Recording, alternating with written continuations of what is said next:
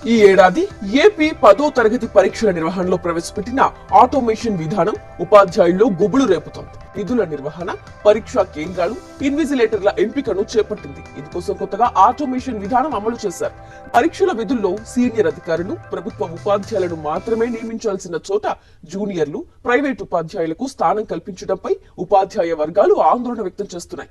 10వ తరగతి పరీక్షల నిర్వహణలో ప్రవేశపెట్టిన ఆటోమేషన్ విధానం పట్ల ఉపాధ్యాయుల నుంచి వ్యతిరేకత వ్యక్తమవుతుంది. కనీసం 3 ఏళ్ల సర్వీసు కూడా లేని వారిని చీఫ్ సూపరింటెండెంట్, డిపార్ట్మెంటల్ అధికారులుగా నియమించారు.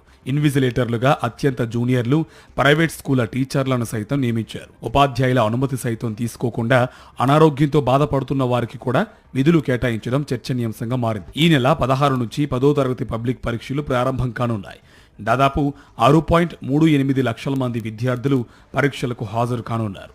పరీక్షల విధుల్లో సుమారు 54,000 మంది సిబ్బంది పాలుపంచుకుంటారు. ఇందులో చీఫ్ సూపరింటెండెంట్లు, డిపార్ట్మెంటల్ ఆఫీసర్లు 7,000 మంది, ఇన్విజిలేటర్లు 40,000 మంది, ఓపెన్ స్కూల్ పరీక్షలకు 7,000 మందిని నియమించారు. అయితే ఈ ఏడాది పూర్తిగా ఆటోమేషన్ విధానం ద్వారా చీఫ్ సూపరింటెండెంట్లు, డిపార్ట్మెంటల్ ఆఫీసర్లు, ఇన్విజిలేటర్లను రాష్ట్ర కార్యాలయమే ఎంపిక చేసింది. ఈ ఏడాది ప్రైవేటు స్కూళ్లలోని టీచర్లను కూడా 25% మందిని విధుల్లోకి తీసుకోవడం విమర్శలకు తావిస్తోంది. పరీక్షల నిర్వహణలో చీఫ్ సూపరింటెండెంట్, డిపార్ట్మెంటల్ ఆఫీసర్లది కీలక పాత్ర. కానీ ఈసారి జిల్లా విద్యాశాఖ అధికారులు ఇచ్చిన సీనియారిటీ జాబితాను పక్కన పెట్టారు. పూర్తిగా ఆటోమేషన్ చేసినట్లు చెప్పి కంప్యూటర్ ఆధారంగా విధులు అప్పగించామని రాష్ట్ర పరీక్షల విభాగం డైరెక్టరేట్ ప్రకటించింది.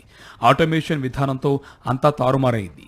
సీనియర్లకు అప్పగించాల్సిన విధులను జూనియర్లకు కేటాయించారు. ఆన్లైన్లో ఉపాధ్యాయులు డేటా ఆధారంగా ఈ విధులు వేశారే గాని స్థానిక పరిస్థితులను పరిగణలోకి తీసుకోలేదని విమర్శలు వినిపిస్తున్నాయి. జిల్లాలో పరిస్థితులకు అనుగుణంగా సిబ్బందిని జిల్లా విద్యాశాఖ అధికారులు, ఉప విద్యాశాఖ అధికారులు, మండల విద్యాశాఖ అధికారులు సర్దుబాటు చేసే అవకాశం లేకుండా చేశారు. ఇది పరీక్షల నిర్వహణపై తీవ్ర వ్యతిరేక ప్రభావం చూపుతుందని ఆందోళన వ్యక్తమవుతుంది. పైగా ఒక స్కూల్లో ఉన్న ఉపాధ్యాయులు సగం మంది మెచ్చకుండా పరీక్షల విధులు వేయాల్సి ఉండగా చాలా చోట్ల 100% మందిని విధులకు కేటాయించడం గమనార్హం.